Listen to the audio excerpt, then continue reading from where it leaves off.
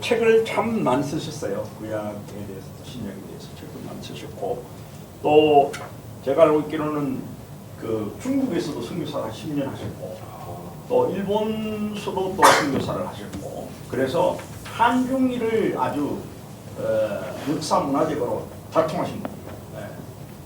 그래서 아마 성경을 보는 안목도 아주 일반 그냥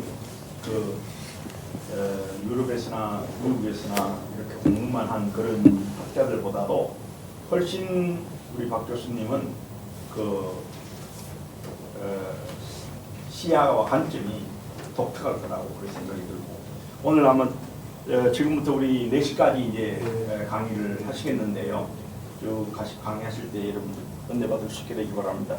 먼저 오늘 우리 강의를 하기 전에 우리 이승훈 목사님 목표도 한번 해주세요. 하나님 감사합니다.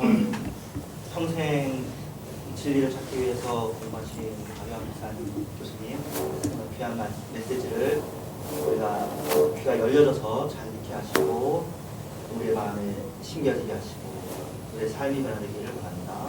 예수님의 이름으로 기도합니다. 아멘. 아멘. 감사합니다. 네, 박수로 우리 한번. 무랑컵. 여러분 만나 뵙게 되어서 반갑습니다.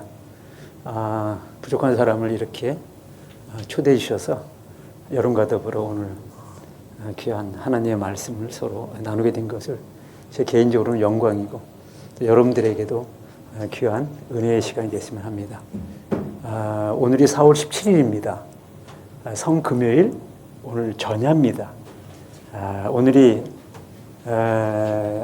제 개인적으로는 아주 뜻깊은 날이고 더불어 여러분들에게도 오늘 정말 잊지 못할 귀한 그런 시간이 되었으면 하는 마음을 가지고 오늘 강의를 시작을 합니다.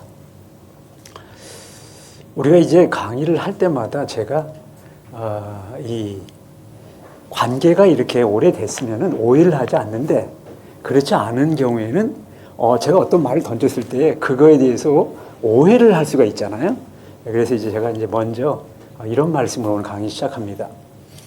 어느 랍비에게 2명의 학생이 성경을 배우겠다고 찾아왔습니다. A라는 학생은 전혀 성경을 배운 적이 없습니다. B라는 학생은 1년 동안 성경을 배웠다고 합니다. 그러자 이제 이 랍비가 이 A라는 학생에게 너는 수업료로 $1 내라. 그리고 이제 1년 동안 공부한 학생에게 대해서는 너는 수업료로 $2 내라. 그러니까 이 B라는 학생이 왜 그렇습니까? 그러자 이제 이 선생님이 이렇게 대답을 합니다.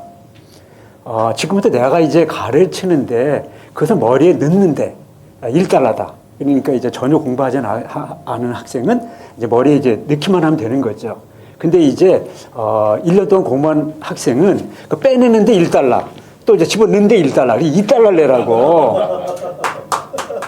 근데 이제 제가 이제 강의하면 제일 힘든 게 우리가 뭐 다 이제 목사, 또 뭐 교수, 뭐 선교사, 또 성경을 또 많이 안다는 사람 앞에서 강의가 제일 힘듭니다. 왜냐하면 자기가 이미 가지고 있는 그것을 빼내야 되는데 이걸 갖다 가지고 있는데 박 교수가 이제 전혀 자기가 알고 있는 기존의 생각과 다른 얘기를 할 때 그때부터 이제 문을 닫는 순간, 그것이 예를 들면 뭐 강의 중간이면 상관없는데 강의 첫 번째 시작을 할 때 마음을 딱 닫는 순간 그 다음에는 아무리 3시간 얘기해도 그건 안 들어옵니다. 그래서 이 시간 죄송하지만 먼저 기존에 가지고 있던 생각들을 잠시 내려놓으시고 그냥 제 강의를 그냥 겸손한 마음으로 듣다 보면 이제 귀한 은혜의 시간이 될 것이라고 그렇게 이제 생각을 하면서 오늘 이제 강의를 시작을 합니다. 제가 이제 오늘 여러분 나눠드린 이 프린트물은 제가 50여 년 동안의 신앙과 신학의 전부를 요 꼭지 14, 5페이지다가 실었습니다. 근데 맨 뒤에 15페이지 쪽에다가 제 양력을 실은 것은 다른 게 아니라 금방 여기 소개했지만 저는 그 장신대 MDB 출신이고 또 예장통합 목사고 또 그리고 대전신학대학에서 구약학 교수를 한 사람이고 또 총회파송 예장통합 중국 선교사로 10년 반을 다녀온 사람입니다. 그러니까 저의 어떠한 그 신앙이나 신학은 전혀 그 뭐 이렇게 엉뚱한 그런 내용은 아니라고 이렇게 생각하면서 믿으시고 제 강의를 경청해 주셨으면 감사하다는 말씀을 드립니다. 그러면서 제가 오늘 여러분들에게 이제 강의를 시작하면 첫 번째 그 여기 그 1페이지에 나와 있는 전체 신구약성경 이해 압축 파일이다라고 하는 요 5개의 그 동그라미 요거를 말하고자 하는 거죠. 그리고 이제 이것이 그 나오게 된 게 그 나머지게 다 이제 내용들을 여기 이렇게 써놓은 거예요. 왜 이렇게 될 수밖에 없었는가라고 하는 거를 이제 말하기 위해서 이거를 갖다가 이제 제가 해놓은 겁니다. 그 맨 뒤에 보면 제 그 이 주요 저서가 있어요. 그러니까 이제 이거 참조하시고요. 그 다음에 이제 그 앞에 보면 14쪽에 보면 그 인류 사상사를 요한복음의 관점에서 이제 예수 오기 이전에는 예수교로 가는 역사, 그리고 예수 이후에는 다시 성경에서 그 이제 바울 서신, 공간복음, 또 요한복음 해가지고 예수교로 다시 가는 역사, 그리고 그 이후에 이제 중세 때는 이제 그 바울 신학에 기초하고 있거든요. 그 루터의 종교개혁은 로마서라고 하는 바울 신학에 기초하고 있어요. 그러다가 이제 그게 19세기에 이제 기독교가 바울의 종교냐 예수의 종교냐라고 하는 그 물음 속에서 예수의 종교다 갈 때 바울 신학을 넘어서서 이제 사복음서로 복음서 연구됐고, 그리고 이제 다 얘기하겠지만 조금 이따가 그 이제 뿔트만의 요한복음이 절정을 이뤘습니다. 그런데 이제 그것이 해석에 굉장히 문제가 있어요. 그래서 이제 80여 년 지났는데 그런 얘기 이제 나중에 하기로 하고요. 그래서 그 도표를 그려놓은 거예요. 그 앞에는 이제 성경에 대한 이해, 아니면 이 세상에 대한 이해는 성막, 성전이라고 하는 이것을 이해하는 이것이 가장 중요합니다. 여기에 다 열쇠가 있어요. 그래서 이제 성막에 대한 그림을 13페이지다 이렇게 해놨고요. 그 다음에 이제 그 앞에 보면 이제 고별설교에 대한 이야기, 그리고 이제 중요한 게 그 이제 9페이지에 보면 요 그림. 그래서 오늘의 그 가장 중요한 그림 두 개를 얘기하면 처음에 그려놨던 그 5개의 동그라미, 그리고 요게 고별 담화 요한복음 13장, 17장에 나와 있는 요 그림, 이게 이제 2개가 이제 가장 중요하고, 이것을 이해되고 이것을 잘못 이해했을 때에 요한복음도 비롯해서 우리의 모두 기독교 신앙, 그리고 옆에 있는 뭐 유대교라든가 이슬람에 대해서 우리가 이제 신학적인 어떠한 그 이제 이 디펜스를 할 때에 우리는 어떻게 접근해야 되느냐라고 할 때 이 그림이 가지고 있는, 이 그림이라는 게 다른 게 아니고 이 우주라고 하는 것, 그것은 대우주고요. 거기에 이제 하나님, 인간, 또 이제 피조물로서 이제 자연 세계가 있잖아요. 근데 그 대우주를 성전이라고 하는, 성막이라고 하는 요것은 이제 소우주입니다. 그 소우주 속에 대우주를 담아놨다라는 거예요. 그것을 말하는 게 이제 창세기 출애굽기거든요. 제가 이제 하나님의 참 은혜로 저는 이제 에스겔을 전공했어요. 근데 이제 구약의 뿌리가 창세기, 하나님은 이제 창조주 하나님, 그리고 하나님 구속주 하나님, 이제 출애굽기. 그래서 이 2권의 책을 반드시 공부해야 되겠다 해가지고 이제 공부한 결과 제가 창세기 주석을 썼고 출애굽기 주석을 썼습니다. 그리고 제 이제 전공은 에스겔 주석을 3권의 주석을 썼습니다. 그래서 여기 지금 이제 나와 있는 게 이제 그 그림이고요. 자, 이제 그렇게 해놓고요. 이제 지금부터 이제 강의를 시작하는데, 저는 이제 그 강의하거나 설교할 때 원고는 있지만은 원고를 보지 않습니다. 근데 오늘은 제가 이제 오면서 이런 다짐을 했어요. 오늘은 정말 말을 아껴야 되겠다. 이 시간을 절약하기 위해서 철저히 원고의 기초에서 해야 되겠다. 그래야 시간 낭비를 하지 않고 일관성 있게 이제 강의를 할 수 있기 때문에 오늘은 여러분들에게 지금 이제 배포해드린 이 원고를 가지고 제가 이제 따라가면서 여러분들은 어디 펴라 하면 거기도 이렇게 왔다 갔다 하면서 그렇게 이제 공부를 해 주셨으면 합니다. 자, 봅시다. 이 그림 뭐냐면 이 그림의 설명이 이렇게 해놨어요. 신구약 성경 66권이라고 할 때에 그 66권의 압축 파일을 얘기한다면 요한복음입니다. 그래서 요한복음은 내용상 신구약 성경의 마지막 책입니다. 우리가 이제 형식적으로는 창세기로 시작해가지고 요한계시로 끝나지만은 내용적으로 보면 요한복음이 끝입니다. 그거에 대해서는 이제 세 가지가 있는데 또 넘어갑니다. 그리고 이제 이게 넘어가고 나서 나중에 이제 필요할 때마다 하기로 하고요. 그래서 66권 가운데 압축 파일은 요한복음이라는 거예요. 근데 요한복음을 알려면 이것이 마지막 책이에요, 요한복음. 그러니까 그 앞에 있는 65권을 잘 알아야 돼요. 다시 말하면 창세기부터 요한계시록까지 알아야 요한복음이 풀리는 거예요.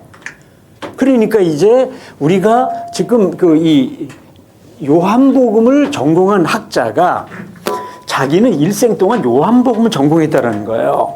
그래가지고 내가 요한복음 책을 썼다. 그랬을 때 이 사람이 구약에 나오는 이 창세기 출애굽기 또 나머지 책도 마찬가지겠지만 그거 잘 알아야 되고 그리고 또 신약에 요한복음 옆에는 뭐 공간복음이 있고 그 옆에 이제 바울서기 있겠잖아요. 이것도 알 뿐만 아니라 계시록을 잘 알아야 돼요. 근데 이걸 모르는 상태에서 요한복음만 내가 20년 동안 30년 동안 내가 평생 했다 해서 요한복음 잘 아는 게 아닙니다. 이유는 조금 이따 또 다시 얘기하기로 하고요. 자, 봅시다. 그래서 창세기부터 요한계시록 65권 전체를 알아야 되는데 66권은 한마디로 예수 그리스도를 증언하는 책입니다. 그래서 요한복음 저자가 5장 39절에서 이런 말씀합니다. 너희가 성경에서 영생을 얻는 줄 생각하고 성경을 연구하거니와 이 성경이 곧 내게 대하여 증언하는 것이다. 이건 명문장입니다. 성경 66권이 뭘 말하느냐? 예수 그리스도를 증언하는 책이다. 예수 그리스도를 말한다는 거예요. 근데 이것이 그 핵심이니까 여기서 자꾸 빗나간다는 거예요. 너무나 당연한 것 같은데 당연하지 않습니다. 저를 아는 어느 분이 저를 놓고 이런 얘기를 해요. 내가 알고 있는 10명의 학자가 있는데 그 사람들은 동서양의 사상을 다 통달했다는 거예요. 근데 재미나는 것은 공부를 많이 하는 그 사람들은 다 종교다원주의를 간다는 거예요. 근데 박 교수님은 공부를 많이 했는데 유일신 신앙을 철저히 지킨다는 겁니다. 저한테 이제 그러면서 그게 도대체 어떻게 그렇게 되느냐. 공부 많이 한 도올 김효옥 선생, 뭐 다석 유영모 선생, 뭐 등등의 뭐 김호 선생도 그렇고요, 뭐 등등 이제 얘기를 많이 하게 되겠지만은 다 공부 많이 한 사람 다 종교다원주의로 간다는 거예요.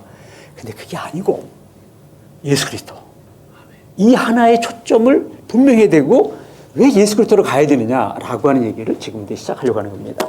그 요한복음을 압축하면은 고별 담아 요한복음 13장부터 14, 15, 16, 17장 5장에 여기에 다 있다라는 거예요. 새 모세가 되시는 예수께서 십자가를 지시기 전 마지막 유언처럼 비밀 문서입니다. 예수님이 어떤 말씀을 많이 했고 이적 같은 걸 많이 했는데 내가 있잖아 이제부터 내가 조금 있으면 내가 이제 갑니다. 간다는 게 뭐 십자가를 지는 가는데 마지막으로 너희에게 내가 꼭 당부하고 싶은 비밀의 이야기를 해주겠다. 요거 비밀 그것을 5장에다가 기록해놨다는 거죠. 근데 왜 5장이냐? 그럼 모세오경 그리고 조금 더 얘기하면 이제 신명기와 관련돼서 그 이제 5장으로 요한복음 기자가 5장을 해놓은 거예요. 자, 그렇게 하고요. 이 5장은 하나님의 비밀이 담겨 있어요. 그러니까 예수 정체성을 알려면 여기에 있어요. 그 기독교의 전부를 여기 이걸 알아야 기독교를 알 수가 있는 거예요. 이를 말해주는 성경 규절이 골로새서 2장 2절로 3절입니다. 우리가 요한을 알려고 할 때 바울을 알아야 돼요. 요한과 바울은 사상도 똑같아요. 다른 게 있다면 바울은 지상 예수, 학문적으로 얘기하면 역사에서 예수를 못 만났고 이 요한복음 저자는 목격자로서 역시 예수를 만난 체험이 있다라는 거예요. 그랬을 때 예를 들어서 오병의 기적, 역사적 이 맥락을 가지고 있어 요한은 봤다라는 거죠. 그래서 요한복음 6장에 그 길게 그 71절까지 앞에는 15절까지는 오병이어 역사를 이제 이 표적 이야기를 하고 이어서 이제 71절까지 길게 그 오병이어 사건이 가르쳐 주는 그 메시지는 뭐냐라는 걸 써놨어요. 고별설교에서 13장에서 예수님께서 이제 마지막 그 가시기 직전에 제자에 발을 시켜줍니다. 그 발을 시켜주고 끝나자마자 이제 14, 15, 16, 17장까지 무려 4장 반에 이르는 긴 얘기를 거기서 이제 하는 거예요. 이걸 갖다 바울은 몰랐습니다. 모르기 때문에 예수의 정체성을 정확하게 이해를 못합니다. 단지 그는 구약의 박사고 부활한 예수를 만나기 때문에 기독의 핵심은 부활, 관점은 십자가. 모든 건 십자가 부활입니다. 기독교가 말하려고 하는 모든 것은 십자가 부활이에요. 이것이 모든 것의 끝입니다. 이건 알았어. 이건 같아. 근데 구체적인 역사적인 상황 속에서 예수께서 들려주는 그 역사적 예수의 말을 모르기 때문에 바울과 요한은 그 차이가 있는 거죠. 자, 그래서 골로새 2장 2절 3절이 무슨 말씀? 이는 그들로 마음의 위안을 받고 사랑 안에서 연합하여 확실한 이해에 모든 풍요, 확실한 이해에 도달할 때 풍성해지는 거야. 확실한 이해에 지금 도달하지 못하기 때문에 우리가 빗나가는 거죠. 확실한 이해에 지금 우리가 도달하고 이 자리에 지금 온 겁니다. 그리고 저는 여러분들에게 그것을 가르치기 위해서 이 자리에 지금 섰습니다. 그러면서 아주 중요한 말씀을 합니다. 뭐냐면 하나님의 비밀. 어디 있냐? 그리스도에 있다라는 거야. 하나님의 비밀이 그리스도에 있는데 이 그리스도 예수께서 그 비밀을 바로 고별담아 5장에다 딱 해놨어요. 모든 얘기를 다 거기다 해놨다는 거예요. 그러면서 그 그리스도를 깨닫게 하는 거. 그게 하나님의 비밀이에요. 그리스도를 깨닫는 거. 근데 깨닫는데 왜 그러냐? 그 안에 그리스도 예수 안에 지혜와 지식의 모든 부하가 감춰 있다. 이 세상의 모든 지혜와 지식은 예수 그리스도 안에 있어요. 그것이 하나님의 비밀입니다. 예수 그리스도 아는 거, 이게 가장 중요합니다. 이걸 모르기 때문에 유대교가 헛소리하고 있고 지금 이슬람이 헛소리하고 있는 거고 이 세상에 그 무수히 많은 공부만 했다는 사람들이 다 헛소리하고 있다는 거예요. 예수 그리스도 안에 이 세상의 모든 지혜와 지식이 보화가 다 거기에 있다. 자, 이렇게 하시고 메시지 성경에 그렇게 써놨으니까 그거 이제 보시면 되고요. 세 번째, 그 고별담화를 단 한 구절로 압축하면 요한복음 14장 6절입니다. 이걸 깨달아야 돼요. 이 14장 6절이 왜 중요하냐라고 하는 것을 말하고자 하는 게 제가 오늘 여기에서 여러분들에게 서서 지금 증언하는 메시지입니다. 그 내용은 예수께서 이르시되 내가 곧 키리오, 진리요, 생명이니 요걸 아셔야 돼요. 키리오, 진리요, 생명이 뭐냐라는 거예요. 이거를 깨닫지 못하니까 방황하는 거예요. 엉뚱한 얘기를 하고 있는 거예요. 나로 말지 않고는 예수 그리스도로 말미암지 않고는 아버지께로 갈 자가 없는 게 아니라 올 자가 없다. 올 자가 없다. 이거 중요한 거. 올 자가 없어요. 갈 자가 없는 게 아니라 올 자가 없습니다. 왜 오느냐? 하나님 나라가 가는 나라입니까? 오는 나라입니까? 아, 이거의 질문에 대해서 나한테 다 간다는 거야. 천국 간다는 거야. 내가 온다 그러니까 이상한 거야. 그래서 내가 그거에 대한 또 설명을 또 나중에 또 이제 시간 되면 하고요. 어쨌든 올 자가 없어요. 갈 자가 아닙니다. 올 자입니다. 이 구절을 이해하려면 이제 본격적으로 이제 성막을 알아야 돼요. 네, 그리고 이 창조, 이 세계, 이 대우주를 알아야 돼요. 그래서 아까 얘기한 거예요. 요한복음 이해하려면 창세기 출애굽기를 잘 알아야 되는데 이 요한복음 전공자들이 신약하는 사람들이 구약을 잘 모릅니다. 그러니까 엉뚱한 얘기를 이제 한다라는 얘기를 이제 본격적으로 할 겁니다. 그래서 지금 이 구절을 이해하려면 성막의 분향단, 이 성소에 있고 밖에는 지성소에 있어요. 근데 이 의미를 알아야 되면 부활 후 보혜 성령, 이걸 알아야 돼요. 부활 후에 십자가 다음에 부활이고 부활이 될 때에 예수께서 내가 너에게 보혜 성령을 보내겠다. 보혜 성령이 없으면 이 요한복음이 성경 전체 해석이 안 돼요. 근데 보혜 성령을 몰라요.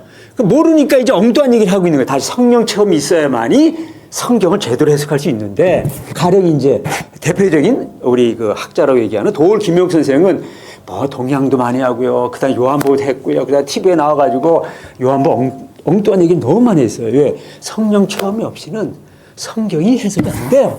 이제 그런 얘기를 예수님께서 하셨어요. 이제 그걸 아셔야 된다는 거. 그래서 그걸 이제 언급하고 예수님의 말씀을 깨달아야 된다는 거예요. 왜 예수님이 그 자리에서, 고별 설교 자리에서 중요한 메시지, 내가 가면 너희에게 보혜사 성령을 보내겠다. 14, 15, 16 세 장에 걸쳐서 그걸 얘기했느냐, 거기서. 딴 데 없습니다. 성경 전체에서 보혜사 성령은 거기밖에 없어요. 근데 이제 요한일서 2장 1절에 당신 자신을 가리켜서 예수님이 내가 보혜사다. 그거 이제 한국에 있는데 그걸 영향받은 거. 그리고 예수님 할 때 보혜사. 또 다른 보혜사. 성령이죠. 그걸 얘기하는 거죠. 그러면서 이 창조 세계와 성막 세계, 이제 그림, 그리고 이제 이 그림 속에 지금 제가 이 5개 말해 여기에는 3가지가 있어요. 거기 뭐 예수가 있고 성경이 있고 성령이 있어요. 그래서 제가 이제 몇 년 전부터 이 아자바스라는 게 영어로 AJABAS인데 그거는 다른 말 Again Jesus. 그러니까 예수님을 다시 만나야 된다는 거예요. 다시 봐야 된다는 거예요. Again Bible. 성경을 다시 읽어야 된다는 거예요. 종교개혁 500년이 지나면서 성경을 다시 읽어야 돼요. 루터가 종교했을 때 그때는 그 로마서를 가지고 아니 그 시대의 그 구호, 그 신학은 맞았어요. 칼뱅부터 시작해 그 시대에 필요해서 하나님이 그들을 보냈고 그들 종교했습니다. 그런데 500년이 지나면서 이제 패러다임 시프트가 필요하다. 그래서 제가 이제 어게인 지저스, 어게인 바이블, 그리고 어게인 스피릿, 다시 성령으로 돌아가야지만이 지금 이 혼돈의 세계, 지금 위기에 처해 있는 이 기독교, 이 사회, 그리고 이 전 세계가 지금 위기에 빠졌습니다. 왜냐하면 이 세계로 돌아가지 않기 때문에 그렇다는 거죠. 다시 예수께로 돌아가야 돼요. 다시 성경으로 돌아가야 됩니다. 다시 성령으로 돌아가지 않으면 지금 혼돈, 우리 교회가 지금 혼돈에 빠져, 우리 지금 사회가 혼돈에 빠지고 지금 전 세계가 지금 혼돈에 빠져 있는 그 상황은 이것이 지금 안 되기 때문이라고 하는 것을 말씀을 드리면서 오늘 이 자리는 단지 지금 여러분과 더불어 제가 신학적인 거, 우리가 성경적인 거, 종교에 대한 이런 얘기라고 하는 것을 그치는 게 아닙니다. 그런 사별을 얘기하자는 게 아니에요. 지금 성경이라고 하는 것을 여러분과 좀 나누면서 하고자 하는 메시지는 뭐냐면 정신적인 각성, 내가 지금 기존에 가지고 있던 이 생각을 새롭게 바꿔야 된다는 거. 그러면서 이제 세상 변혁을 위한 자리라는 거예요. 세상이 지금 변혁이 돼야 돼요. 그 세상, 교회 변혁이 돼야 된다라고 하는 의미에서 오늘 성경 공부를 여러분과 더불어 제가 이 자리에서 만나고 좀 하고 있다라는 것을 말씀을 드리면서 다음 페이지 넘어가 봅시다. 자, 2번째, 이 페이지. 박유한 교수의 강의의 3가지 특징. 제 강의를 알아들으려면 먼저 3가지 제가 지금 하려고 하는 이 특징을 아셔야 돼요. 첫 번째는 뭐냐면 뉴텔링과 리텔링입니다. 뉴텔링이라고 하는 새롭게 말하기예요. 리텔링은 다시 말하기입니다. 그래서 그걸 이제 설명을 조금 했어요. 그건 뭐냐면은 뉴텔링은 자기 신학, 생각을 성경 본문에 넣는 거예요. 그래서 여기 제가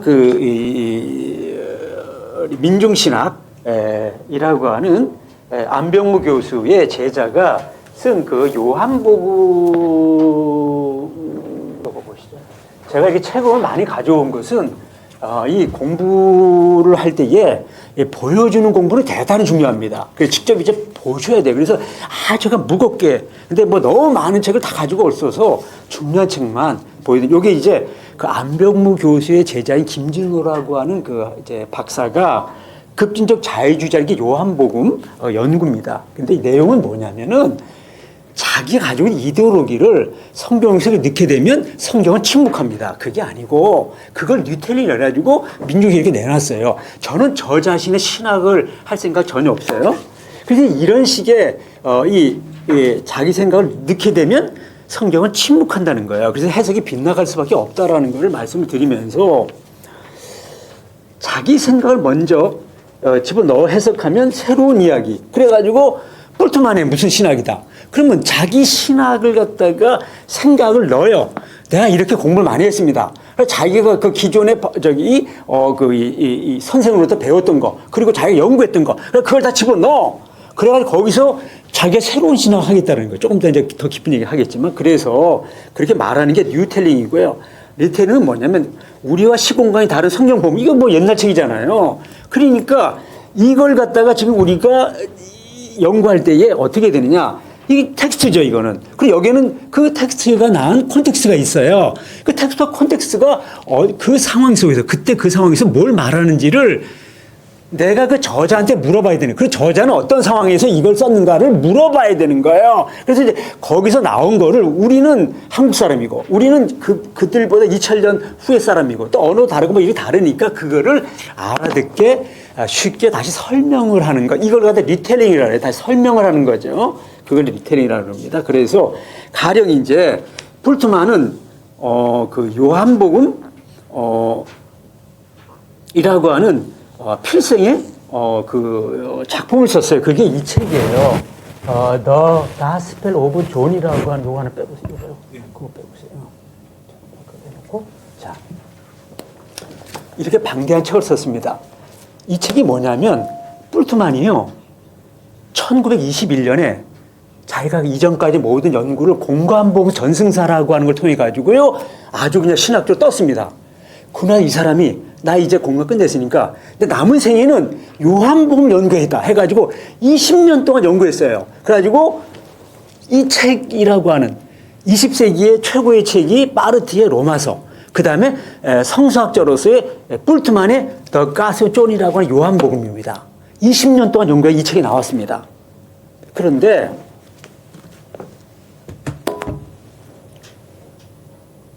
자세한 얘기는 나중에 하겠지만 제가 한 가지를 얘기를 하면 이 사람이 요한복음은 편집이 너무나 엉터리로 있다. 그러니까 이걸 정리를 해야 되겠다. 해가지고 이 사람이 위치를 변동하는 거예요. 4장, 5장, 6장, 7장 이런 순서로 돼 있잖아요. 그러면 이걸 갖다가 이해하기가 힘들다. 그러니까 예루살렘을 하나 묶고 갈릴리 사마리아를 묶어가지고 4장, 6장을 묶고 5장, 7장을 묶어서 4, 6, 5, 7장으로 읽으면 더 편하게 쉽게 이해할 수 있다. 이렇게 얘기했어요. 이걸 유치변동설이라 그래요. 유치변동설. 근데 그거는 네 생각이야. 지금 요한은 4장, 5장, 6장, 7장, 8장, 9장, 21장까지 이런 식의 순서로 정한 거는 거기 깊은 뜻이 있는 거야. 나중에 얘기하겠죠. 거기까지 얘기하고. 그건 네 생각이야. 지금 저자는 의도가 있어서 이런 식으로 해놓은 거야. 편집을. 그리고 이걸 쓴 거야. 그걸 네가 먼저 물어봐야 돼. 성령에게. 요한아, 너는 왜 이런 식으로 순서를 썼지? 하고 물어보고 기다려. 그럼 성령께서 그래서 요한이 그렇게 했구나. 이걸 깨달아. 그래서 그거를 다 설명하는. 요걸 리텔링이라고 그럽니다. 자, 넘어갑니다. 그래서 이제 여러분들이 가지고 있는 구쪽에 보면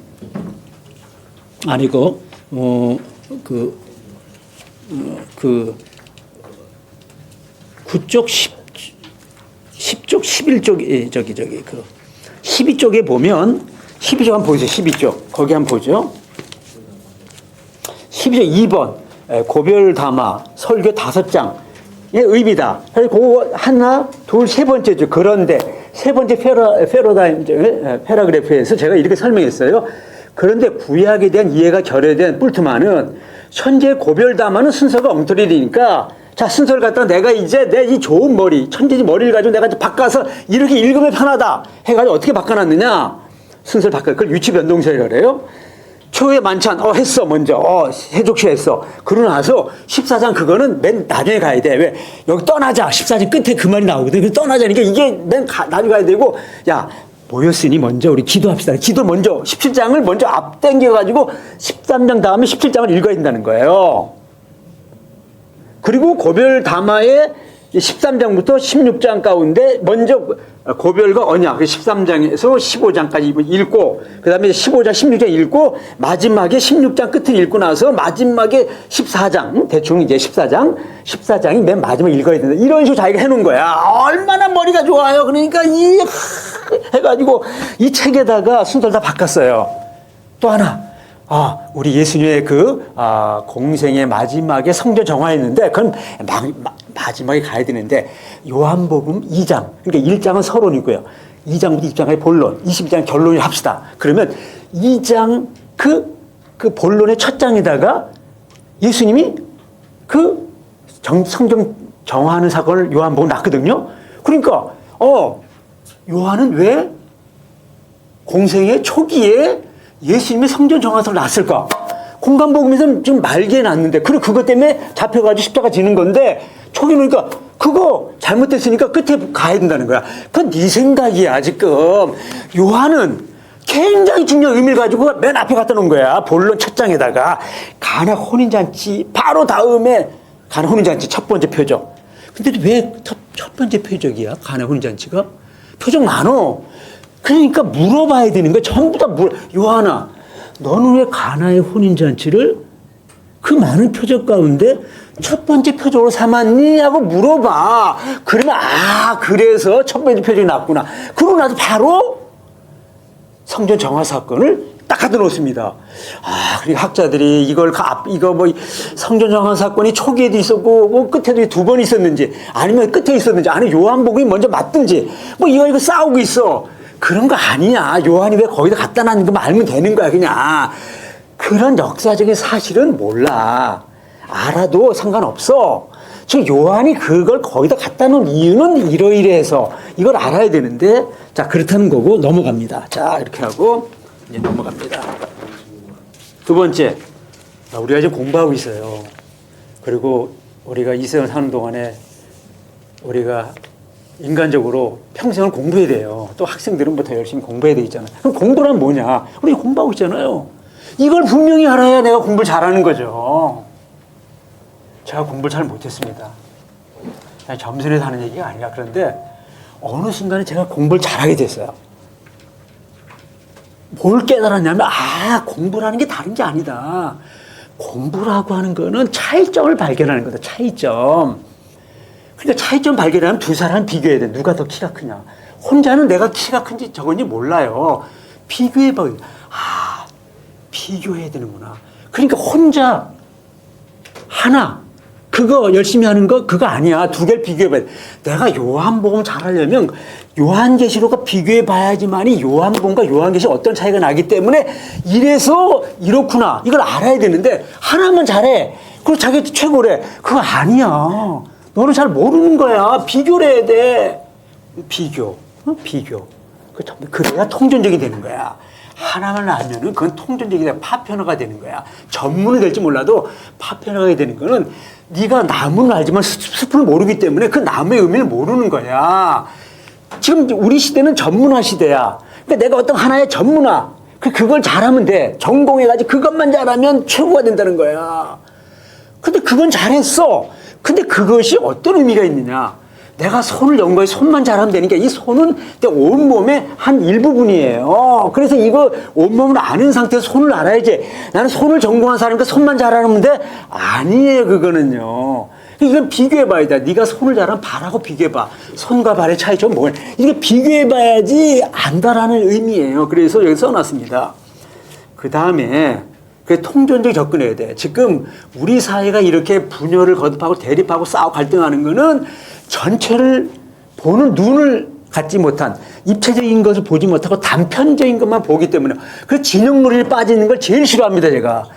진영놀이에 빠지면 안 돼요. 좌로나 우로나 속하지 말라고 성경도 얘기했지만 진짜 맞습니다, 그게. 우리는요, 자기가 어느 진영에 빠져야 거기서 이득을 한다고 생각해. 그래서 유튜브 하는 사람들도 진영에 빠지지 않으면 장사가 안 된대. 어쩐다 한편에 들어야 된다는 거야. 그거 아니야. 그거는 한편이고 이쪽도 있어. 다 들어봐야지만이 온전한 제3의 바른 판단할 수 있는데 한쪽만 들으면 그건 안 되는 거야. 그런 의미에서 통전적 시각을 가져야 된다는 거야. 통전적 시각. 근데 인간이 어떻게 다 할 수 있겠어요. 인간 능력 한계가 있죠. 그러나 생각 자체는 언제나 통전적 시각을 가져야 된다는 걸 말하는 거지 인간이 어떻게 모든 걸 다 할 수 있겠습니까? 그건 아니잖아요. 단지 통전적 시각을 가져야 된다. 이 얘기를 하는 거죠. 자, 그러면서 실력이란. 여러분 지금 실력이 있어야 돼요. 1등만이 살아남는다는 거죠. 그래서 그 이병철 회장의 아들 이건희가 무슨 말이냐. 앞으로의 세기는 2등은 필요 없다. 2등은 살아남지 못한다는 거야. 모두가 1등이 된다는 1등. 1등만이 살아남는다. 라고 하는 경영 철학. 그게 뭐냐. 아버지 때에는 양으로 승부를 걸었지만 이건희 때에는 질로 승부를 걸지 않으면 질적으로 최고가 돼야 된다. 삼성 명품 최고가 돼야 된다는 거예요. 그래서 이제 기치를 내렸어요. 1등만이 살아남으니까 허접하게 만들면 안 돼. 이 물건에 하자가 있으면 안 돼. 지금 하자가 7%. 7%가 뭐야? 1% 밑으로 내려가게 이렇게 해가지고 하자가 없는 물건을 만들지 않으면 앞으로 도태됩니다. 1등 전략을 세웠다는 거잖아요. 1등 전략.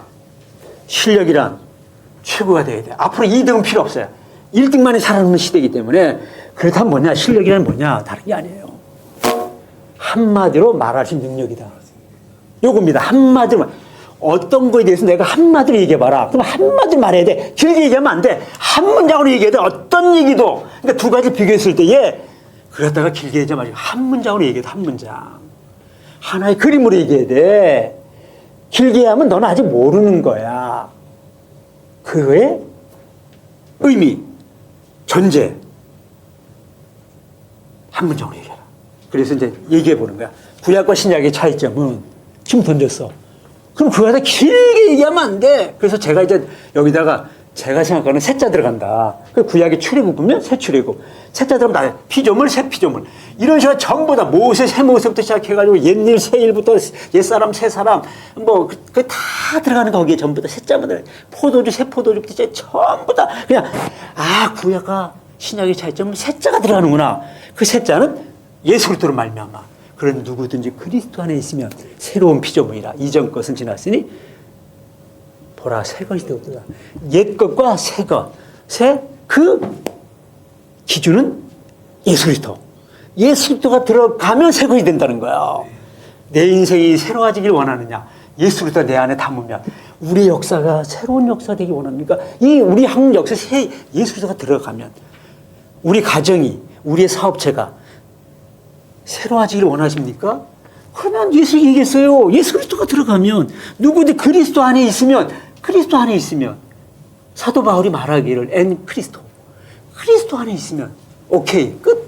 이걸 얘기하는 거죠. 그래서 이제 모든 걸 설명을 해요. 동양과 서양의 차이점은 일반서 이스라엘 차이점은 신명기 역사 역대역 차이점은 공관부 요한부 차이점은 요한복음과 요한계시록 차이점은 요한이라는 이름의 책이 있어요. 여기 요한 3서 그거 빼고 그건 작은 책이니까 중요하지 않고 요한과 요한계시록을 비교해 봐야 돼. 무슨 차이가 있을까? 제가 저기다가 지금 요한복음과 요한계시록을 동시에 연구할 수밖에 없었고 그래서 이제 그거를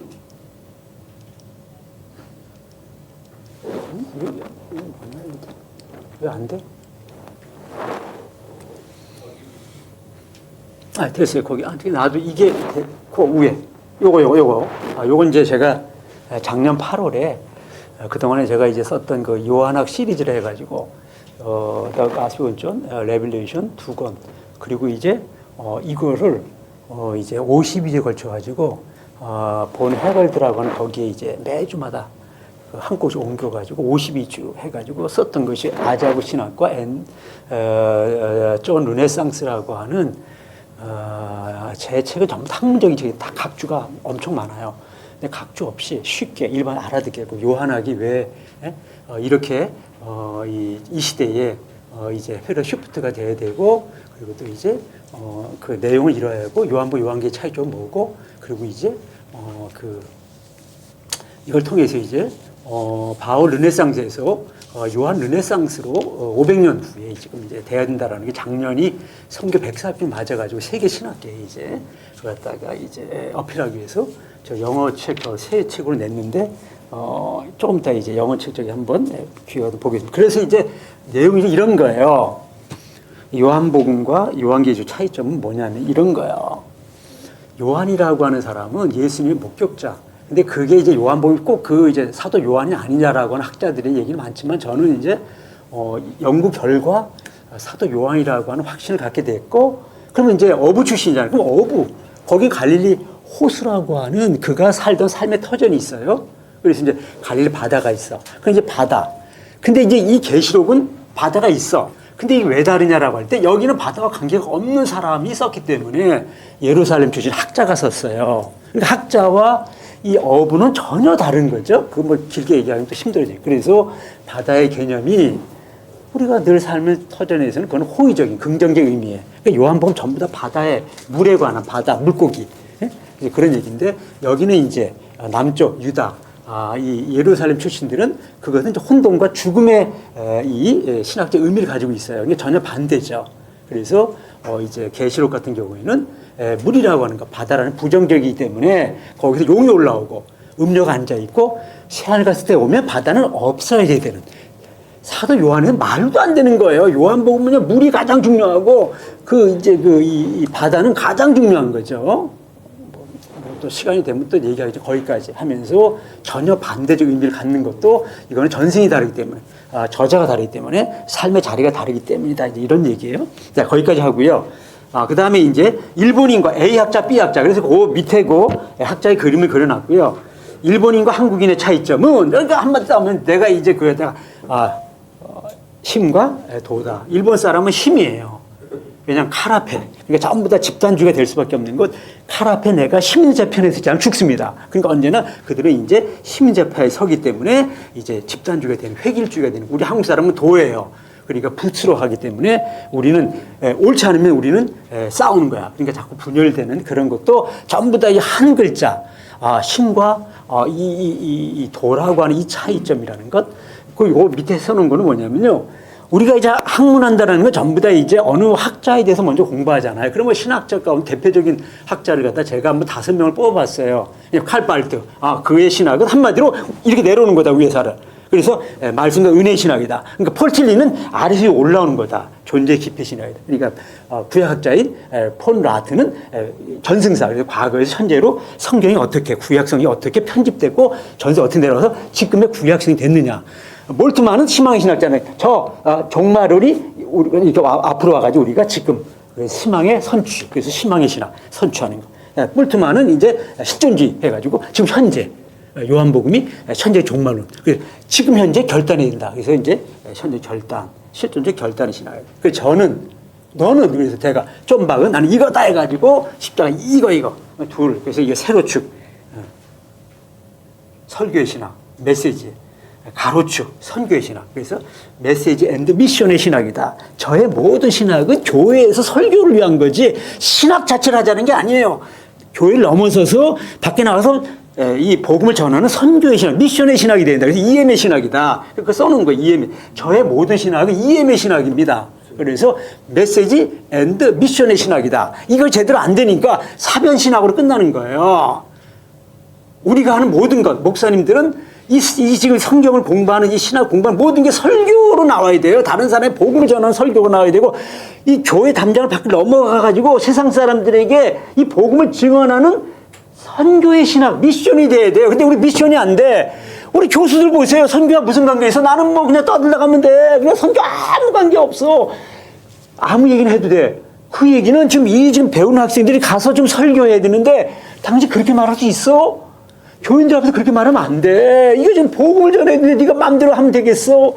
설교를 위한 지금 네 강의가 돼야 돼. 참 그거는 사변이야 관념으로 끝나버리는 거야. 그래서 철저하게 EM의 신학이 돼야 된다라고 하는 걸 써놨고요. 자, 세 번째. 숫자 언어. 이걸 갖다 우리가 학문적으로 게마트리아. 그래서 수를 가지고 모든 걸 얘기하는 거예요. 근데 이 수를 가지고 얘기하면 여기서 사람들이 오해를 많이 해. 아무거나 가지고 막 수를 가져가 막 그냥, 아까 했잖아. 뉴텔링처럼 막 자기가 막 집어넣어. 그게 아니고, 제가 또 구체적으로 여기 그 칠판에 있으니까 5 책을 얘기해. 어떤 66권 책 가운데 게마트리아를 사용하는 책이 있어요. 어떤 저자가 게마트리아를 사용하는 거예요. 수를 가지고 자기가 하고 싶은 그 의도, 생각을 거기 써놓는 거예요. 그거를 우리가 5책을 얘기하면 창세기, 다니엘, 그다음 마태복음, 그다음에 계시록, 그다음에 요한복음, 게마트리아를 그 주로 그 이제 이 사용하는 5권의 책을 제가 이렇게 써놨으니까 이제 여기는 게마트리아를 많이 쓰는 거예요. 근데 여기 그 중에 하나 요거 얘기해요. 요 다니엘서, 계시록, 그리고 요한복음 이 3권의 책이 지금 이제 그 묵시문서예요. 요한복음이 묵시문서라는 거를 갖다가 지금까지 몰랐기 때문에 요한복음 해석이 빗나갔다라는 거예요. 철저하게 이게 지금 게마트리아를 사용하는 3권의 책 게마트리아. 그래서 자기가 지금 의도하는 바를 갖다 수를 통해서 그거 갖다가 이제 암호로 이렇게 표현하고 있다는 거죠. 그랬을 때 다니엘서가 1에서 12장까지인데 이게 지금 이렇게 돼 있어요. 요걸 아셔야 돼요. 요 다니엘서가 1장에서 6장은 뭐냐면 설화야, 이야기야. 그래서 이제 새 친구와 더불어 이렇게 하는 그 설화의 이야기의 대기고, 그래서 요 7장부터 12장, 요게 묵시문서, 요게 진짜 묵시문서입니다, 이게. 예, 묵시문서. 그래서 우리 그 성경 66권 가운데 묵시문서를 얘기할 때 다니엘서 구약에, 신약이 계시록, 그 다음에 요한복음이 묵시문서의 끝입니다. 이걸 아시지 않으면 요한복음 해석은 처음부터 끝까지 빗나가게 돼 있어요. 근데 조금 더 얘기하겠지만 다 빗나갔습니다. 지금까지 요한복음 해석이. 자, 그래서 얘기하고 싶은 게 뭐냐면 이 5권의 책이 어떻게 자기의 이 숫자로 의도를 표현할 때 1장 1절을 봐야 돼. 1장 1절. 1장 1절. 왜냐하면은 유대인들은 책을 쓸 때 첫째의 중요성. 그러니까 모세 오경을 얘기할 때 언제나 책 제목이 1장 1절에 나오는 첫 단어 내지는 거기 중요한 단어를 가지고 책 제목을 삼아요. 그러니까 여기 시브리 원전이 있다고 할 때에 창세기, 우리가 창세 번역한 책의 첫 창세기 제목은 이 베레시트, 첫 단어 창세기 1장 1절이 책 제목이에요. 그냥 베레시트의 책 제목이. 근데 그거 갖다가 번역을 하면 태초에. 근데 그걸 다 라틴어로 해서 그것이 창조의 이야기다 해서 창세기라 번역한 거지 원래 베레시트예요. 그 다음에 이제 넘어가서 출애굽기 하면 출애굽기는 첫 단어 1장 1절에 웨레 쉐모트가 이름이에요. 이스라엘 백성 야곱의 70명의 아들이 내려갔다. 이름은 이러다. 그래서 이름 쉐모트. 그 다음에 레기는 와이크라. 그 다음에 이제 민수기는 광야에서 벨미드바르. 그리고 신명기는 웰레 핫 데바림 해가지고 핫데바림이 저거예요. 말씀이다. 모세가 모압평에 한 말씀들, 복수예요. 말씀들. 요건 이제 조금 더 얘기할게요. 말씀들 해가지고 책 제목이 첫 절에 중요하다 왔어요. 마찬가지로 지금 묵시문서에 해당되는 수를 가지고 자기가 하고자 하는 그 메시지를 표현하고 할 때 이 사람들이 어떻게 표현했냐면 대단히 중요한 얘기죠. 1장 1절이 7단어입니다. 창세기 1장 1절. 다니엘서 여기 아까 요거 7장 1절 17단어입니다. 마태는 1장 1절은 8단어예요. 그 다음에 계시록은 28단어예요. 요한복음은 17단어입니다. 요거 하나 써놓으셔야 돼요, 여러분들이. 지금 여기 써놓으시고, 지금 이게 왜 중요하냐라고 하는 게 우리가 이제 공부하는데 아주 깊이 들어가는 굉장히 중요한 메시지니까 그렇게 아시고, 창세기 1장 1절이 7단어구나. 히브리어. 그 다음에 다니엘서는 진짜 1절이 이제 묵시문으로 시작하면서 17단어. 그 다음에 마태는 헬라어죠, 이제 신약이니까 8단어. 요한은 17단어. 요한계시록은 28단어로 돼 있어요, 헬라어로. 그 이유를 이제 밝히면 대단히 중요한 의미를 거기서 이제 발견하게 되는 거예요. 근데 이걸 갖다 지금 우리 신학자, 뿔트만도 모르고 제가 지금 여기 책 한 권 갖고 왔는데 요거는 뭐냐면 여러분들 뭐 옆에 아시는 분이 있어요. 조병수라고 합동신학교의 신학과 교수인 이 조병수라고 하는 분이 자기가 평생 그리고 박사 받고 나 13년 동안 연구해가지고 지금 1300페이지가 넘는 책을 작년 11월 달에 작년 10월 25일인데 요 책을 갖다가 옆에 친구인 최성대 목사라고 하는 분에게 같이 학교 다닐 때 그 이제 동기 동창인데 이거 내 필생의 작품입니다 해가지고 선물로 준 거야. 최성대 목사라 분한테. 그래가지고 최성대 목사님이 딱 받자마자 근데 혹시 조 박사님 박호영이라고 하는 요즘 개명의 박요한이라는 이 교수를 압니까? 모른다고. 그분이 요한복음 썼으니까 그 책 한번 공부해 보세요. 연구해 보세요. 라고 하면서 이제 제 책을 소개했어요. 요거 이제 유레카 익투스 요한복음이라는 이 책을 갖다가 소개했습니다. 아무튼 제가 이 책을 이제 받고 나서 저는 제가 하도 책을 쓰는데 질려가지고 제가 쓰고 나면 잘 보지도 않아요. 그 남의 책 요한복음 이거 보라고 해도 요새는 보지도 않아요. 근데 얼마 전에 그래도 이 사람이 뭐라고 썼는가 해가지고 좀 보다가 또 놨다가 여기도 강의하기 위해서 제가 열심히 해가지고 거의 다 읽었습니다. 그러면서 이제 얘긴즉슨 결국 요한복음이 그 계시록과 같은 묵시문서인데 이게 표현 방법이 달라요. 요한복음은 은폐기법, 여기 노출기법이 없기 때문에 이게 안 보였어요. 이게 이제 보여야 요한복음이 보이는데 뿔트만도 그렇고 전혀 이제 계시록을 제일 싫어했어요. 뿔트만이. 왜냐하면 묵시문서는 비주를 해가지고 싫어했어요. 이제. 가지고 이 묵시문서라는 걸 굉장히 싫어했는데 요한복음을 알려면 이게 비교가 돼 봐야지만이 왜 그렇게 됐는가. 예를 들어 가령 이제 예루살렘이라고 하는 번역된 우리말로 근데 그게 원어로 보면 달라요. 요한복음과 요한계시록 전혀 다르거든요. 그래서 이제 우리 수도 예루살렘이라고 하는 표준어로 사용하는 사람은 히예루살렘이라고 쓰는데 저 북쪽은 사티를 써요. 갈릴리. 거기는 히에로솔루마를 쓰거든요. 근데 이 조병수라는 교수가 자기가 보니까 요한복음은 히에로솔루마라고 하는 이 용어를 쓰는데 예루살렘인데 이걸 썼다. 그래서 써놨다는 거야. 뭔지 몰라. 그럼 왜? 전승이 다르기 때문이야. 우리 뭐 식당에 가서 식사를 시킬 때 설렁탕을 주세요. 근데 그 아줌마가 그 말 던지자마자 이분은 조선족이구나. 내가 어떻게 하냐. 억양 때문에 아는 거죠. 억양이 다른 거예요. 이게 이제 왜 다르냐라고 할 때에 그 북쪽에서 나온 전승. 그게 이제 우리 신약으로 얘기한 두 권의 책이에요. 마가복음과 요한복음만 북왕국 전통이에요. 북왕국. 그래서 솔로몬 이후에 922년 이후에 예수님 당시가 1000년 동안 북쪽의 갈릴리 혹은 사마리아 산 사람과 이 경계선을 딱 짚고 나서 남쪽의 예루살렘에서 1000년 살아온 사람은 생각이 다른 거예요. 그 언어가 다른 거, 억양이 다른 거예요. 십벌레와 십벌레 해가지고 그 사사기 12장에 나오는 그 길랏과 에브라임의 그 이제 이 전쟁통에 이제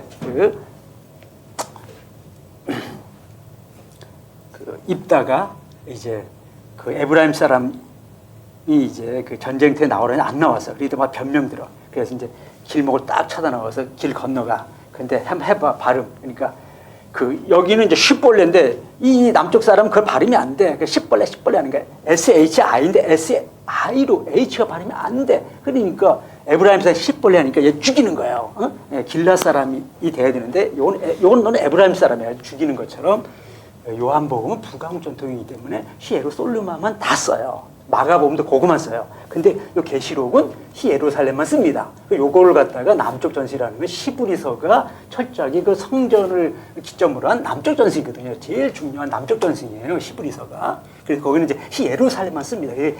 저기죠. 얘기 됐죠? 남쪽은 히예루살렘, 북쪽은 히에로솔루마를 쓴다. 그거 그렇게 이제 아시면서 전승이 다르다. 그래서 이제 그건 하나 예예요. 다른 게 전부 다 다르다라는 걸 이제 얘기를 보면 다 끝도 없죠. 자, 그렇게 해놓고요. 그 다음에 이제 넘어가서, 이제 5대 문자. 그래서 이제 5대 언어가 있는데 문자가 있어요. 그래서 우리는 이 성경을 갖다가 문자로 먼저 보잖아요. 창세기 1장 1절. 그걸 갖다가 내가 이제 입으로 열면은, 그게 이제 음성 언어가 돼요. 태초에 하나님이 천지를 창조하시니라. 이 음성 언어죠. 근데 그것만 있는 게 아니라 또 하나는 뭐냐면 숫자 언어가 있어요. 그래서 거기에는 숫자가 들어가요. 창세기 1장 1절에는 숫자가 들어 7개 시브리어가 들어간다는 7개. 그 다음에 여기는 그림이 있어요. 그 그림이 뭐냐면 바로 다윗의 별이에요. 이 다윗의 별. 요거 그림 언어가 들어가요. 그래서 이 그림 언어, 이 다윗세벨과 이 메노라, 요거 메노라. 그리고 이제 우리가 말하는 이게 십자가예요. 요거 이게 성경을 이해하는 이 세 그림이에요. 이게 세 그림. 이 그림을 알아야 이제 성경이 말하는 첫과 끝이 전부 다 이 얘기예요. 전부 다 이 얘기예요. 이게 바로 성전이에요. 이걸 아셔야 돼. 근데 이런 그림으로 공부한 적이 한 번도 없습니다. 우리 선생이 나한테 그림으로 성경을 가르친 적이 없어요. 숫자로 가르친 적이 없어요. 근데 공부를 제가 하고 나서 결론은 뭐냐면 숫자와 그림이 성경을 이해하는 열쇠구나라고 하는 깨닫게 됩니다. 그래서 이제 이런 얘기한다는 거 그렇게 하면서 숫자 언어와 그림 언어가 어떻게 되냐면 결론. 메노라. 요거 등잔대죠. 여기 성막의 성소 가운데 성소에 이 메노라라는 등잔대가 들어가요. 이게 숫자로 세보면 하나, 둘, 셋, 넷, 다섯, 여섯, 일곱이에요. 일곱이고 다윗세벨 이것도 마찬가지. 삼각형이 하나, 둘, 셋이고요. 역삼각형이 4, 5, 6이고요. 가운데가 있어요. 7이에요. 그래서 이거와 이거 똑같아요. 근데 뭐가 다르냐? 제가 이제 아코디언이 이렇게 있잖아요. 아코디언을 갖다가 이렇게 펴면 이게 메노라예요. 이걸 닫으면 다윗세벨이에요. 그럼 이거 다 완전 연주 끝났다가 묶으면 십자가예요. 이 세 가지가 이제 이런 식으로 돼 있어요. 이렇게. 그러니까 이건 구약이고요. 이게 신약이고 여기다 하나 더 붙이면 이투스. 잠깐 배지 달고 있는 요거 물고기. 요게 신약의 메시지예요. 요거. 그래서 이스라엘 성지순례에 가게 되면 요즘 그들이 이제 파는 것 가운데 요런 게 있어요. 요런 거. 근데 이 사람들이 처음에는 뭐냐면 요거 두 개 해놨다가 요거. 요게 뭐냐면 기독교인들이 성지순례 많이 오니까 이 사람들이 뭐냐면 여기다가 이투스 요 글을 해놨는데 처음에는 요 점이 없었어요. 나중에 요거 이투스라는 요 점을 여기다 이렇게 점을 넣어놨어요. 그래가지고 요렇게 요게 십자가는 없잖아. 왜? 유대인들은 십자가 기독교인의 상징이니까 그건 안 해요. 요렇게만 딱 해서 요거 이제 팔잖아요. 이렇게 이제 그런 모습들 이렇게 해놓고요. 그래서 그림이 그렇게 되는데 이걸 수로 얘기하면 메노라 다윗세벨은 7입니다. 그리고 십자가는 17이에요. 왜 17이냐면 우선 제가 그걸 갖다가 먼저 상조로 얘기하면 이런 거예요. 하나님이 이 성경 구조와 또 십자가 우리 인체 이걸 갖다가 굉장히 정교하게 상하게 해놨어요. 그래서 우리 인체가 이 세로축과 가로축으로 되어 있는 게 이 십자가잖아요. 이렇게. 근데 이 세로축의 핵심이 얼굴이에요. 그 얼굴은 이게 구멍이 눈이 2개, 코가 2개, 입이 하나, 귀가 2개, 7개로 돼 있어요. 이게 7. 그리고 이거는 양손 5개 해가지고 여기 10. 그래서 7에 17입니다. 이게 십자가 숫자예요. 근데 십자가 숫자가 17이라는 걸 알아야 이제 성경이 보이는데 17을 몰랐어. 여기 이제 해놨자, 여기 해놨자. 다니엘 1장 1절이 17단어야. 요한복음 1장 17단어야. 이걸 학자들이 알아야 돼. 왜 17이라는 거는 의도를 가지지 않으면 나오기 힘든 언어입니다. 예를 들어서 계시록에서 17이 안 나와요. 무슨 단어가 아니 무슨 숫자가 이거 없어요. 왜냐하면 어떤 숫자를 갖다 17을 쓴다는 건 그 의도를 가지 않으면 굉장히 나오기 어려워. 우연히 나올 수도 있지. 근데 그게 아니고 이 사람이 의도적으로 17을 썼다. 이게 십자가 숫자니까 내가 십자가에다 담아놔야겠다. 하면 요한복음 17에 다 담아놨다는 거예요. 의도를 가지고 1장 1절에다가 딱 담아놨어요. 그래서 태초에 말씀이 있다. 이 말씀이 십자가에서 다 이루었다. 17을 딱 썼더라고요. 그래서 에나르케 홀로고스 카이 홀로고스 프로스 톤 떼온 카이 호 떼온 떼오스 해가지고 호 떼오스라고 하니 하나님이야. 하나님이 곧 로고스다 할 때 그 관사가 있어야 되는데 관사를 뺐거든요. 또 왜 이 호가 없는데 학자들이 머리를 쥐어 짜면서 얘기하는 거야. 로고스는 하나님보다 모자란다는 둥, 그거는 문법적으로 그거는 없어도 뜻이 똑같다는 둥, 그게 아니고 호가 들어가면 18단어가 되는 거야. 호를 빼야 17단어가 되는 거야. 그걸 당신이 어떻게 알아? 키아성수 구조. 이게 또 이제 구약이야. 구약은 전부 다 이게 문장을 쓸 때 처음과 끝이 이렇게 해가 이렇게 쓰는 거예요. 메노라처럼 이런 것처럼 1과 7, 2와 6, 3과 5, 이게 4 가운데 이 키아성수 구조라고 하는 교차 대구 구조를 알아야 돼. 그래서 21장 1절이 17단어로 딱 씁니다. 요한이 자기가 의도하는 바를 1장 1절과 21장 1절을 17단어로 딱 쓰면서 봐라. 내가 하고자 하는 메시지 핵심은 17이야. 그게 십자가야. 십자가에서 다 이루었다.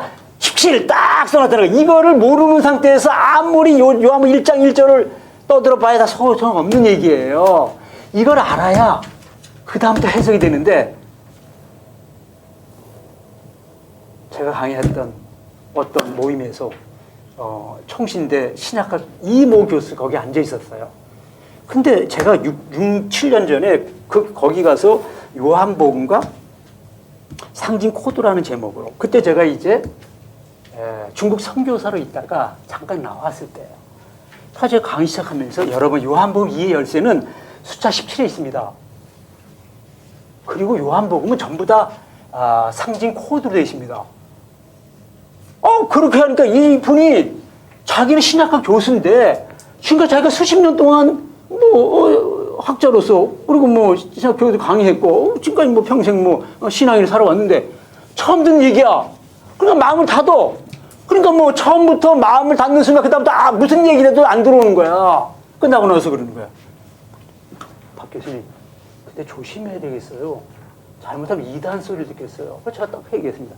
저는 이단 소리 별 상관없는데 그냥 이 교수만 그렇게 생각하지 않으면 됩니다. 하고 제가 말았습니다.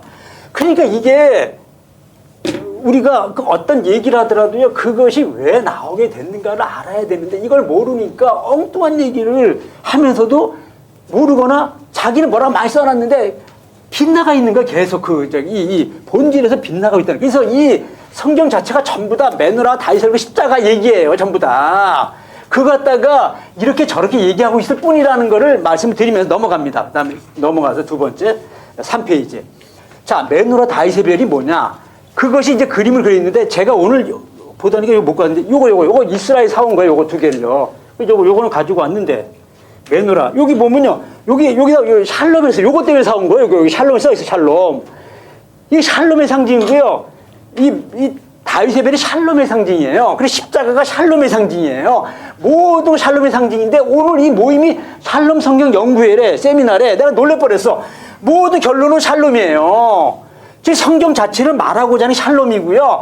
이 고별 설교의 마지막이 뭐냐면 17장에서 기도할 때 기도가 마지막이 하나 된 샬롬으로 끝나는 거예요. 그래서 다 샬롬으로 끝나는 거예요. 창세기 1장 1절부터 샬롬. 그리고 창세기 이 성경 전체가 마지막이 그 예수님이 가르쳐줬던 마지막 끝이 전부 다 샬롬, 평화. 화평케 하는 자는 복이 있나니 저희들이 하나님의 아들이라 얻을 것이요. 너희들은 화평의 사람이 되어라. 샬롬의 사람이 되어라. 그게 바로 하나님의 나라다. 이 얘기를 하는 게 요한복음 17장의 예수님의 기도입니다. 아버지와 아들과 성령이 어울려서 어깨동무하면서 하나인 것처럼 이 세상이 너와 내가 그와 하나 돼서 어깨동무하면서 홀로 아리랑이 부르면서 맨 마지막에는 가보자. 우리 가보자. 함께 같이 가보자는 그게 홀로가 아니라 삼이 된다라는 거예요. 결론은 삼이야 전부 다. 삼이 되지 않으니까 홀로서니까 외로운 거고 홀로서니까 이제 독재하는 거고 지 잘났다 그러는 거고 외롭고 그리고 이제 전부 다 이 파괴가 되는 게 다 홀로 때문에 홀로가 아니야.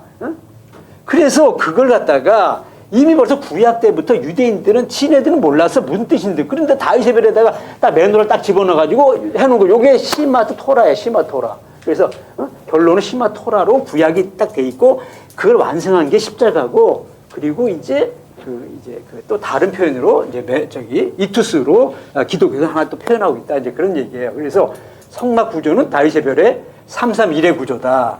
응? 예, 이제 조금 다시 얘기하겠지만 성막이 셋으로 돼 있어요. 자 봅시다. 그러면 거기 13페이지 성막 보세요. 성막 요거요. 성막을 보면 이게 성막이 3분법이에요. 뜰이 있어요. 뜰. 그다음 가운데가 성소, 그다음 지성소 이렇게 돼 있어요. 3분법. 3위의 3. 그런데 이 뜰에 세 가지가 있어요. 그게 뭐냐면 문이 있어. 성막문. 그다음에 이제 번제단, 물두멍 3. 그다음에 성소에 등잔대, 메누라죠.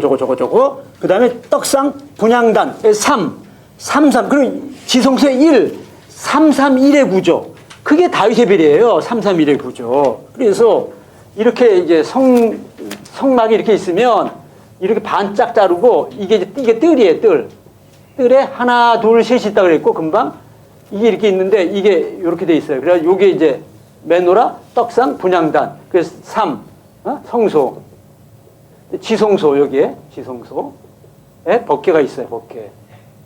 그래서 이 3 더해가지고 1 가운데 1점 3, 3, 1의 구조. 이 성막 자체가 다윗의 별의 구조로 돼 있다라는 거예요. 자, 그런데 뭐 그냥 한 김에 하나만 더 얘기해 보죠. 그냥 좀 더 다시 또 얘기했지만 이게 지금 이게 세로 축이 이게 5에 5, 이게 2에 5, 2에 5, 2, 10이에요.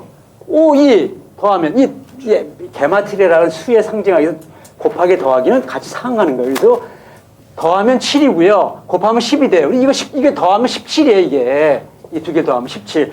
이게 지금 이게 5, 2가 뭐냐면 지금 이 성막 자체가 그 자체가 십자가 구조로 정확하게 돼 있어요. 이게 정확하게 십자가 구조예요. 이게. 자, 이제 거기까지 해놓고 일단. 자, 그 다음에 이제, 보죠. 다시.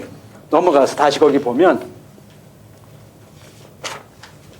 성막 구조는 331의 구조다. 뭐 133. 이쪽으로 보면 133. 이쪽으로 보니까 331이고 이쪽으로 133이죠. 여기 가운데 1로 하면 2, 3, 4, 5, 6, 7이 되죠. 번호로 얘기하면. 거꾸로가 되면. 그렇게 되는 거죠. 그 성막 뜰에 3이 있고, 성소가 있고, 성소에 3개가 있고, 지성 항에 법계가 있다. 또한 7일간의 창조 구조는 다윗의 별 구조로 되어 있다. 이건 또 대단히 중요한 의미예요. 자, 왜 그러냐면 하나님이 천지를 창조하는데 어떻게 창조했냐면 이렇게 창조했어요. 고대 근동에서는 창조가 첫째 날, 둘째 날, 셋째 날, 넷째 날, 다섯, 여섯째 날, 그리고 이렇게 했다라는 거야. 이게 ANE, 에이션 니어 이스트. 고대 근동 지방에서는 창조 7날이 첫째 날과 둘째 짝을 이루고 셋째 날 이렇게 짝을 이루고 일곱째 날이 이거와 구별됐다. 이렇게 해놨는데 창세기는 그렇게 되어 있지 않아요. 어떻게 되냐면 창세기 첫째 날과 넷째 날이 짝이고요. 다섯째 날 짝이고요. 여섯째 날 짝이에요. 그 이거 이렇게 됐다. 일곱 날 거룩하게 거룩이라는 세퍼레이션 구별됐다는 거야. 이거는 이 여섯 날과 구별됐다. 구별. 그래서 거룩이라는 말을 창세기 2장 4절에 쓰는 거예요. 2장 3절 쓰는 거예요. 구별된 거예요. 일곱째 날에. 그래서 빛을 창조 첫째 날, 넷째 날 발광체, 해와 달과 별, 둘째 날 물과 궁창의 분리, 물에는 물고기, 궁창에는 새, 셋째 날 땅과 식물, 땅에는 인간, 식물에 동물, 이거 안식일. 그래서 이 1, 2, 3에게 1, 2, 3 짝을 이루는 게 1의 짝을 4, 1의 짝이, 2의 짝이 5, 3의 짝이 6, 그리고 7 가운데 주변, 중심. 이게 중심이죠. 이게 주변이죠. 주변. 그래서 정확하게 창조의 7날은 다윗의 별 구조로 되어 있다는 거예요. 그 다윗의 별의 구조가 왜 다윗의 별이냐? 이것이 이 세상에 가장 질서 있고 조화 있고 균형 잡힌 이 샬롬의 세계를 가장 완벽하게 형상한 것. 예? 샬롬에 대한 형상이 바로 다윗의 별로 하나님이 이미 벌써 다 예배해 두셨다라는 거예요. 창조의 구조가. 자, 그렇게 해서 된 거고.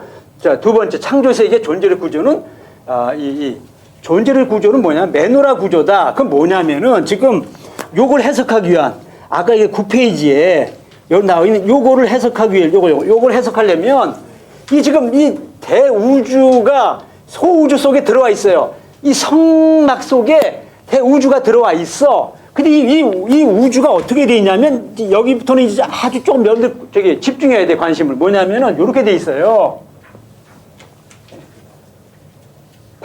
동양에서는 삼재라 해가지고, 이 삼재가 뭐냐면, 천, 지, 인의 인, 요렇게 돼 있어요. 천이 뭐냐 할 때, 천은 하늘천에다가 하늘도 되지만 하나님도 되는 거야. 이걸 하나님도. 이게 분화가 안 됐어. 미분화 상태야. 그러니까 하늘과 땅과 인간이 하나 된 세계. 이론론이다라는 거야. 우리 이제 그 다음에 그 그림이 있어. 근데 이 성경은 그렇게 돼 있지 않아요. 성경은 자연 피조물이야. 인간도 피조물이야. 근데 이게 어떻게 되냐면 이렇게 돼 있어. 이렇게 천과 지와 그 다음에 해, 바다로 돼 있어요. 하늘과 땅과 바다. 그래서 바다에는 물고기, 땅에는 짐승들, 그리고 하늘에는 새가 있다. 이게 돼 있고 인간을 갖다 독특하게 다 인간 세계를 다 창조한 거예요. 인간 세계. 이게 피조물이에요. 요 두 개 피조물인데 인간 세계가 있어요. 그리고 하나님의 세계가 있어. 그게 지성소예요. 지금부터 이제 본격적으로 얘기입니다. 뭐냐면은 지금 이 하나님께서 창조 세계와 성막 세계가 일치하는데 여기에서 뭐냐면 하나님의 세계가 있고 이게 창조주예요. 그리고 피조물의 세계가 있는데 인간 세계와 이 자연 세계가 피조물이에요, 이게. 근데 여기가 이 동양에서 말하는 미분화된 게 아니고 이렇게 돼 있다라는 거야. 이렇게 다 이렇게 나눠져 있는 거야, 전부 다. 그래가지고 이거는 대자연 세계, 이거 인간 세계, 하나님의 세계. 그 하나님의 세계가 저기 자연 세계가 똑같이 아버지, 아들, 영으로 돼 있다라는 거야. 그래서 이걸 갖다 이제 이게 그림이 이렇게 돼 있잖아요. 우리가 평면하게 했는데 이렇게 올리면 이게 하늘이야, 이게 땅이야. 이게 땅의 세계야. 아니면 땅과 바다 같이 있는 거야. 이게 땅과 바다 같이 있는 거. 이제 하나님의 세계가 하늘이야. 그 위에서 왔다. 그걸 다른 말로 법계에서 왔다. 하나님의 세계인 지성소에서 왔다. 성소로. 그 의미예요. 지금부터 그걸 아셔야 이제부터 너희는 아래에서 났고 아래에서가 뭐예요? 뜰과 성소에서 난 거야, 우리는요. 그리고 나는 위에서 왔다. 나는 지성소에 왔다. 그 뜻이에요, 이제부터는요. 이제부터 모든 요한복음 얘기는 전부 다 성전에 대한 얘기예요. 성전을 가지고 나는 지성소에서 온 사람이고 너희는 성소나 이 뜰에 있는 사람이야. 피조물이기 때문에. 그럼 나는 왔다가 간다. 아버지가 다시 가고 대신 성령을 보내겠다. 이 얘기예요. 전부 다 그 얘기예요, 지금부터는요. 하나님의 세계, 요게 요렇게 돼 있다고. 여기에 세 분이 앉아가지고 오라고. 그래서 예수님 오라. 나로만 그냥 올 수가 없어. 아버지 나와 있고 성령 같이 있어요, 세 사람이. 와. 우리가 문 열어주지 않으면 못 들어와. 근데 이 문을 연다 어떻게 열어야 돼? 십자가로 이 휘장을 갖다 찢어야. 여기 십자가가 있어. 너 인간 세계와 하나님의 세계 사이에 십자가가 있어. 여기에. 이걸 열어야 되는데 죄 때문에 막아놔. 생명나무의 길을 막았더라. 창세기 3장 24절. 막았어. 언제까지? 예수님이 십자가 지기 전까지 막았다가 십자가에서 딱 지자마자 17 딱 다자마자 십자가 쭉 찢어지면서 누구나 다 이제 들어올 수 열었다는 거야. 이제 하나님께서. 그 이전까지 막아놨어. 예수 그리스도 아니면 못 들어오게 하나님의 세계에. 하나님의 세계, 인간 세계 왔다 갔다 통용할 수 있는 이게 돼야 되는데 막혔어. 그러니까 따로 노는 거예요, 그동안에. 그래서 예수님이 이 휘장을 벗고 왔다가 다시 돌아가는 거예요. 당신 길로. 그 얘기를 하자라는 거예요. 지금 우리가 하고자 하는 것. 어디까지 했어요? 조금 쉬었다 할까요? 네, 그거 조금 쉬었다 하죠. 10분만 쉬었다가.